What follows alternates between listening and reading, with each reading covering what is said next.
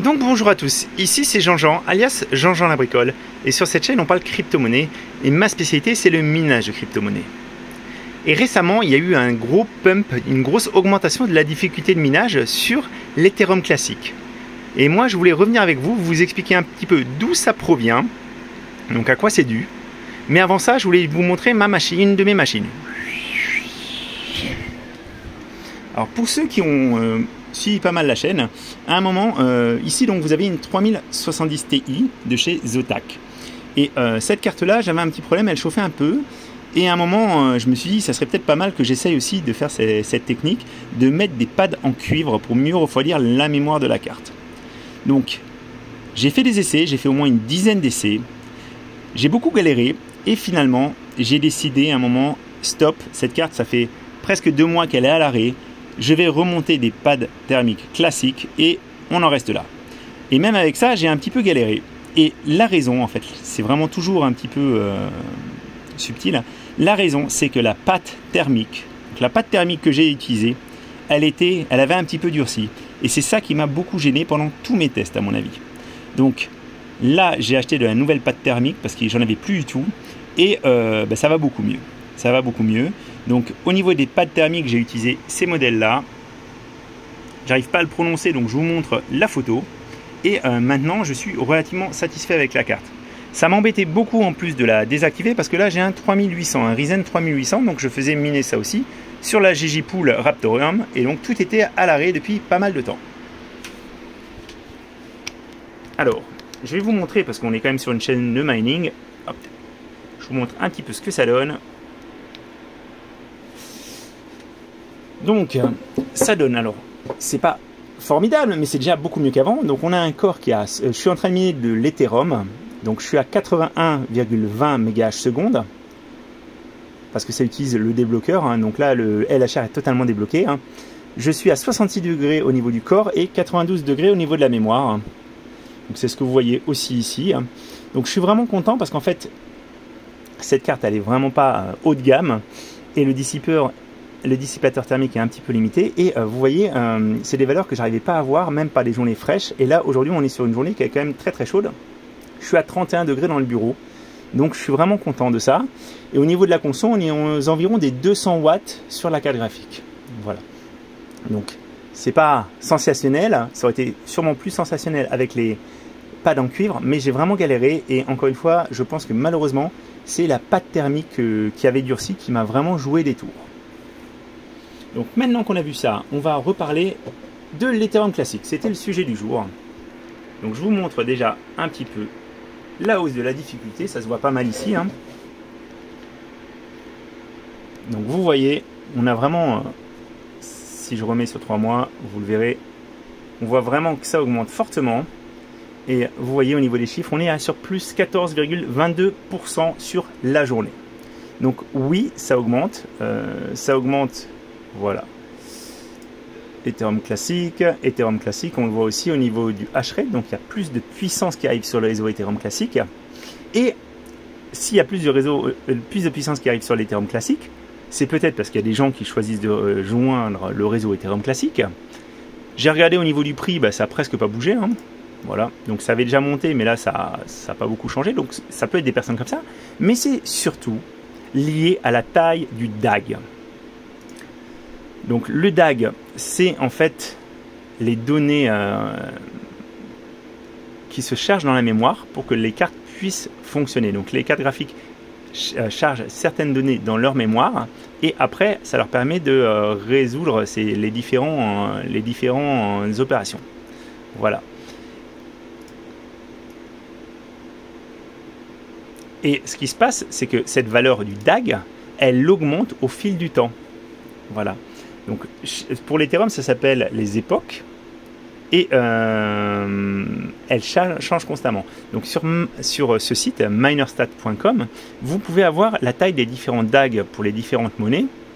Et vous voyez, donc là, on a l'actuel qui est à 5 Go pour l'Ethereum. Vous retrouvez quasiment toutes les crypto-monnaies qui utilisent un DAG. Et vous voyez, par exemple, les cartes, le 6 Go sera atteint normalement le 22 avril 2024. Voilà. Donc ça, vous pouvez très bien le vérifier. Donc on peut vérifier sur quelle époque on est, hein. Donc là, normalement, moi j'arrive à regarder avant, mais on est sur l'époque 512. Et vous l'avez ici, en fait. Vous voyez, celle de 5 Go. Alors 6 Go, on pourra regarder à quelle époque ça sera. Voilà. Voilà. Donc, époque 640. Et quand vous lancez votre mineur, je vous le lance en live, vous allez voir. Vous allez la voir, en fait, quand il va charger le lag. Époque 515. Vous voyez. Donc, Jean-Jean vous dit pas de bêtises. Alors, ce qui se passe, c'est qu'on a atteint cette taille. Ce qui veut dire que les GPU qui ont 5 Go ne peuvent plus miner d'Ethereum. Ils sont obligés de changer. Et c'est valable aussi pour les ASICs. Alors, côté GPU, il y a des GPU avec 5 Go. Hein. J'en ai vu. C'est notamment les cartes spécialisées, les P106 de chez Nvidia. Elles ont 5 Go au niveau du DAC, donc elles ne peuvent plus miner. Il y a aussi des ASICs, donc les petites machines spécialisées. Alors, moi, j'en ai pas trouvé spécifiquement avec 5 Go, mais je sais qu'il y en a. Alors là, je vous ai pris un petit exemple juste pour illustrer un Ipolo. Mais cette Ipolo, il y a longtemps, cette V1 Mini, elle ne peut plus miner des terres depuis longtemps. Parce que si vous regardez un petit peu, au niveau de la mémoire disponible, il y a 3,6 gigaoctets. Donc ça fait longtemps qu'elle est déjà sur l'Ethereum classique ou un autre coin. Un autre coin qui utilise le même algo. Parce que les Ethereum, on est bien d'accord, les ASICs, leur gros problème, c'est qu'ils ne peuvent pas changer l'algorithme. Ils ne sont pas aussi polyvalents que les cartes graphiques. Et c'est ça qui pose vraiment souci. Donc, j'ai vu mes collègues, mon confrère notamment Red Panda, hein, qui a fait des tests. Lui, il a un Jasminer X4-1U. Et en fait, ce Jasminer, il est censé avoir une mémoire de 5 Go. Donc, il s'attendait à ce que sa machine ne puisse plus miner. Et contrairement à ce qu'il prévoyait, en fait, il peut continuer de miner. Donc, pour moi, en fait, c'est un petit peu un délai de grâce parce qu'il doit y avoir une petite optimisation au niveau du firmware. Et peut-être que la machine a un peu plus de 5 Go.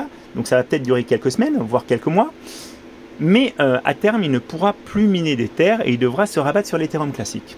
Et je pense qu'une partie de cette hausse de l'Ethereum classique, elle est aussi liée au fait qu'il y ait des fermes de minage qui se sont dit, ben voilà, on a des machines à 5 Go, on ne va pas attendre et perdre une journée que nos machines ne puissent plus miner des terres, on fait le switch. Je pense pas du tout que ça soit lié par contre à des gens, à beaucoup de mineurs avec cartes graphiques qui décideraient de miner de l'Ethereum classique. Parce qu'encore une fois, l'Ethereum classique a un gros souci, hein, c'est que ça va être le refuge de tous les ASICs Ethereum qui atteignent la taille limite, le DAG limite. Ils n'ont pas la polyvalence pour aller sur de l'Ergo, sur du Flux, sur du Ravencoin. Ils seront obligés d'aller sur un autre coin en Ethash. Et mis à part l'Ethereum classique, il n'y a plus grand chose derrière. Il y a peut-être d'autres opportunités qui vont se créer. Il y en a peut-être qui vont aller miner des coins qui n'ont pas de valeur aujourd'hui ou très peu de valeur et qui vont du jour au lendemain prennent de la valeur. Mais encore une fois, ça c'est un pari sur l'avenir.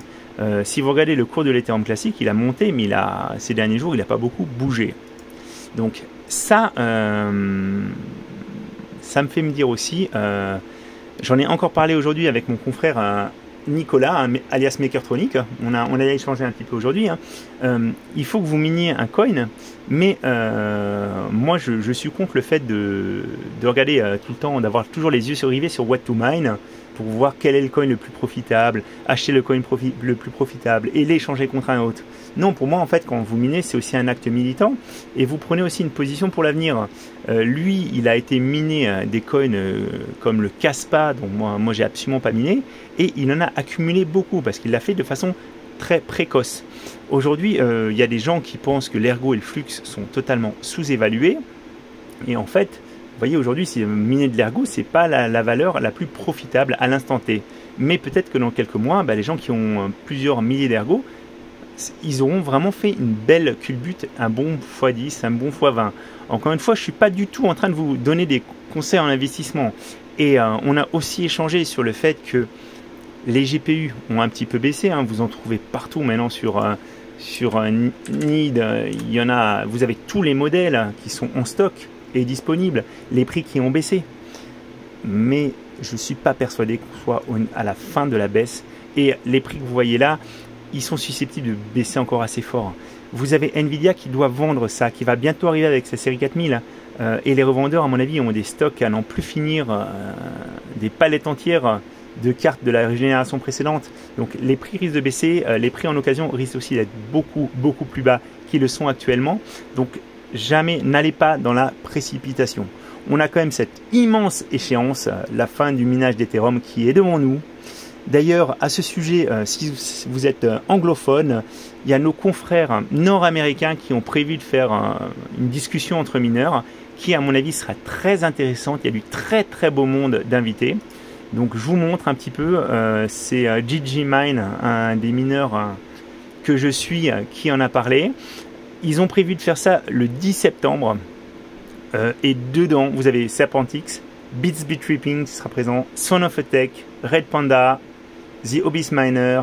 Voilà, il y en a plein de gros mineurs qui ont pour certains des grosses fermes qui vont nous donner et vous donner aussi un petit peu leur opinion sur l'avenir. Donc, encore une fois, vous arrêtez pas, ne vous arrêtez pas, ne regardez pas What to Mine 10 fois par jour.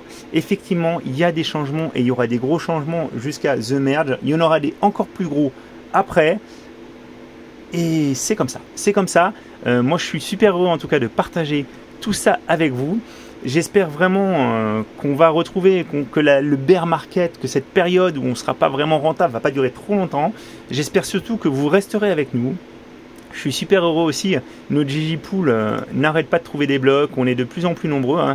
Ça serait vraiment génial si on arrivait un jour à dépasser les 100 mineurs sur la pool.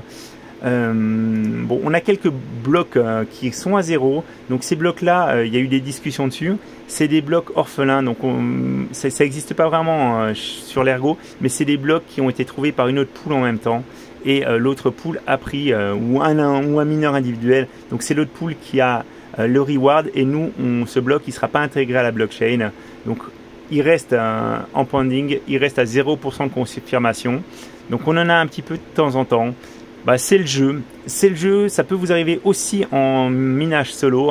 C'est pas lié à la GG Pool, hein, je vous rassure. On a vraiment eu des périodes aussi où on était très chanceux. Là, dernièrement, on a eu des périodes avec un petit peu moins de chance.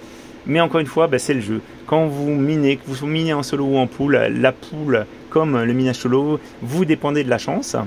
Mais nous, on est ravis de vous avoir. Et puis, bien sûr, on s'occupe bien de nos licornes. Voilà.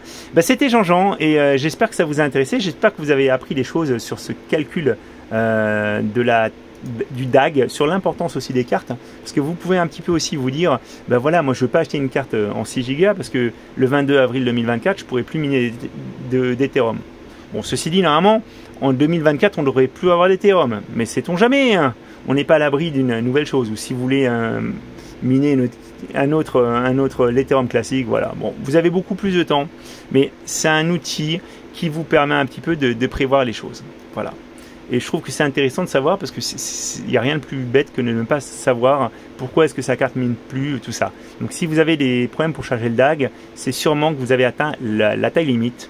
Il faut savoir aussi que si vous êtes sous Windows, Windows utilise plus de mémoire. iOS est plus optimisé en fait au niveau du chargement de la taille du DAG. Donc si vous avez une carte qui arrête de miner sur Windows, ça ne veut pas dire que vous ne pouvez plus du tout miner avec cette taille de DAG. Si vous passez sous Linux ou sous iOS ou une autre distribution Linux, il se peut que vous puissiez encore pendant quelques semaines, voire quelques mois, continuer à miner. Et c'est peut-être aussi pour ça que les Jazz Miners peuvent, certains, en tout cas Zazix, peuvent encore continuer à miner. Ils ont peut-être fait une petite optimisation au niveau de l'allocation de la mémoire. Mais ça, c'est vraiment de la bidouille interne. Et dans le temps, de toute façon, quand on a 5 Go, un jour, on ne peut plus miner. Voilà. Donc, je vous dis à tous à très bientôt et bon minage.